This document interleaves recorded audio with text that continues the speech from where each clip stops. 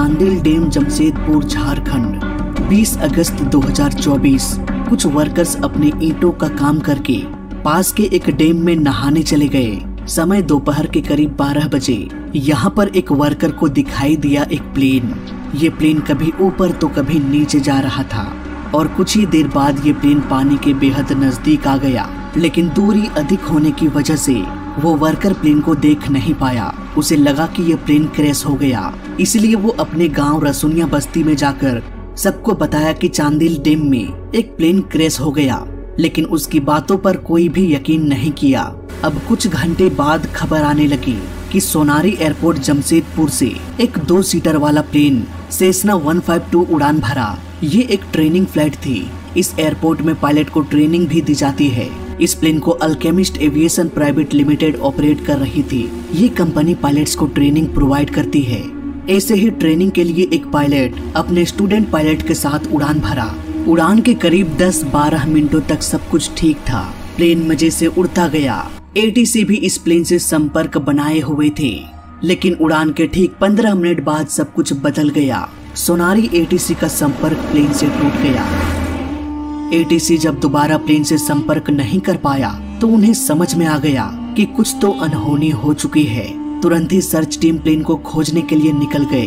Forest department, police, airline company के staffs सभी plane को खोजने में लग गए। शुरुआती सर्च में इस प्लेन को डैम के पास मौजूद जंगलों में खोजा जा रहा था। अब तक इंटरनेट में बहुत सारे फेक फोटोज फैलने लगा, लेकिन अब तक भी ये पता नहीं चल पाया कि आखिर ये प्लेन कहाँ क्रैश हुआ। अब रसुनिया बस्ती वालों को भी ये यकीन हो गया कि वो मजदूर सही बोल रहा था।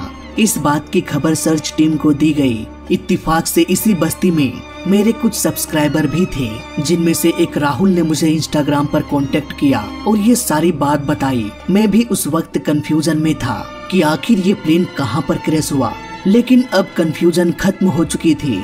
ये प्लेन इसी डैम में क्रैश हुआ। अब बस इंतजार था तो अगले दिन का।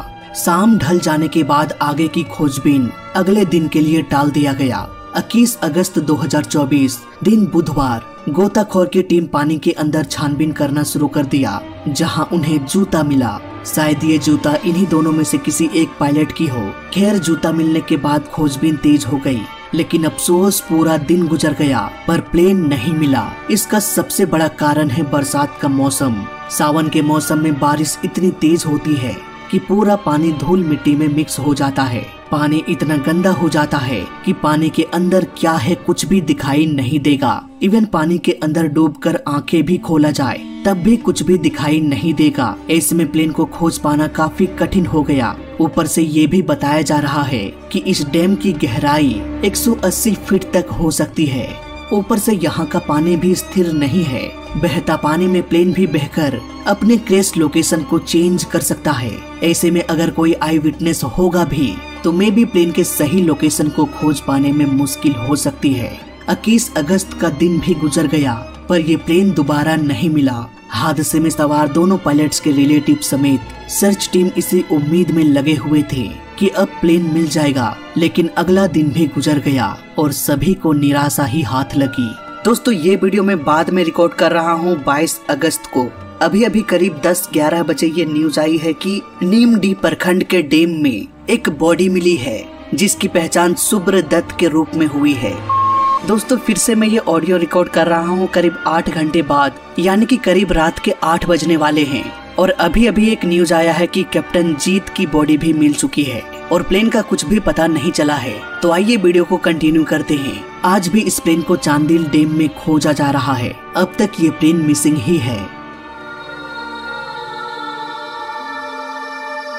इस केस के बारे में ज्यादा कुछ बात करने को नहीं है। जब उस वर्कर ने प्लेन को देखा तब प्लेन से कोई भी धुआं नहीं निकल रहा था। इट मीन्स आग या इंजन फेलियर की संभावना बहुत कम लग रही है।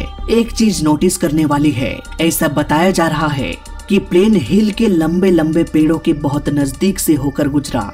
ऐसा लगा मानो ये प्लेन पेड़ों से टकरा गया हो। इसके बाद ये प्लेन अनबैलेंस हो गया।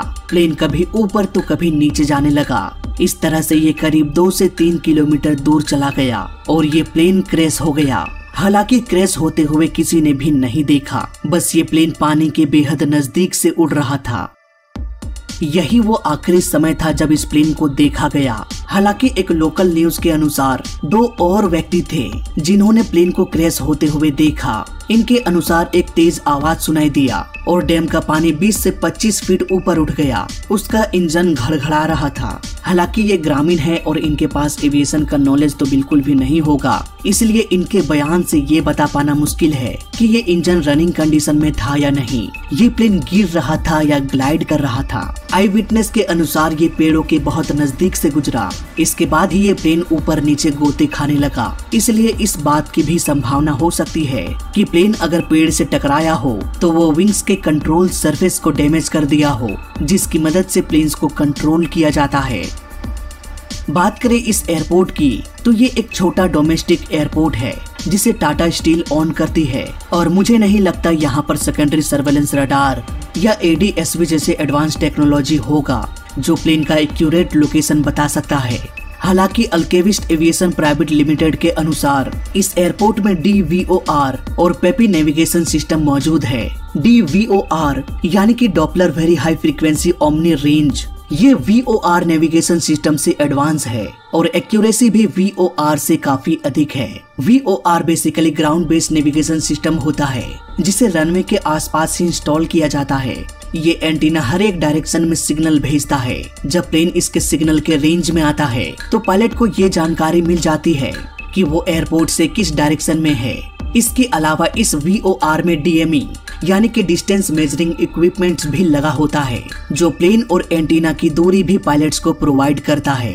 ये DVOR एंटीना भले ही पायलट को बहुत सारी इंफॉर्मेशन प्रोवाइड करता है, लेकिन ये एंटीना ये नहीं बता सकता कि प्लेन कहाँ क्रैश हुआ। प्लेन का क्रैश लोकेशन सिर्फ रडार ही बता सकता है।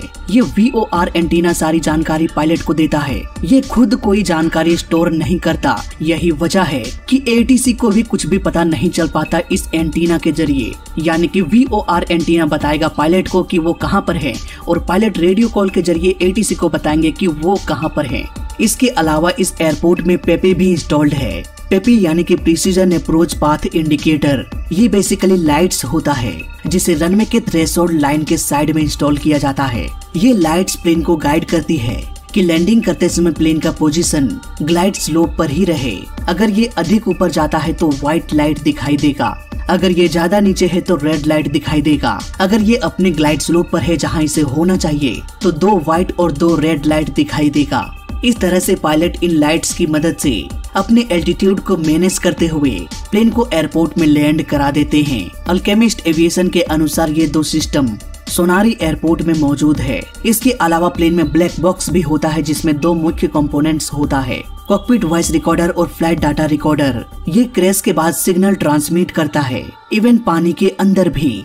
अब मुझे नहीं पता कि जो प्लेन क्रैश हुआ उसमें ब्लैक बॉक्स मौजूद था या नहीं, लेकिन अगर होता तो उसके सिग्नल को ट्रैक करके प्लेन को खोजा जा सकता था। खैर जो भी हो, हम यही प्रे करेंगे कि जल्दी से जल्दी प्लेन का मलबा मिल जाए और हादसे में मारे गए दोनों पायलट की आत्मा को शांति मिले। इस केस पर मेरी नजर बनी रहेगी। आगे जो कुछ भी अपडेट आएगा उसके बारे में भी आपको जानकारी दी जाएगी। आप मुझे इंस्टाग्राम में फॉलो कर सकते हैं। अगर इसके बारे में या इस तरह की जानकारी मुझे देना चाहते हैं तो मैं अपने तरीके से इस केस को समझूंगा और आपको एक बेहतर जानकारी दूंगा। तो फिलहाल इस वीडियो में अभी तक के लिए बस इतना ही। वीडियो अच्छा लगा तो लाइक कर देना, बुरा लगा तो डिसलाइक कर देना और दोनों ही केस में इस चैनल को सब्सक्राइब कर देना, क्योंकि इस चैनल में सीखने के लिए बहुत कुछ है। तो मैं मिलता हूँ आपसे अगले वीडियो में, तब तक के लिए देखते रहिए और सीखते रहिए। जय हिंद, वंदे मातरम।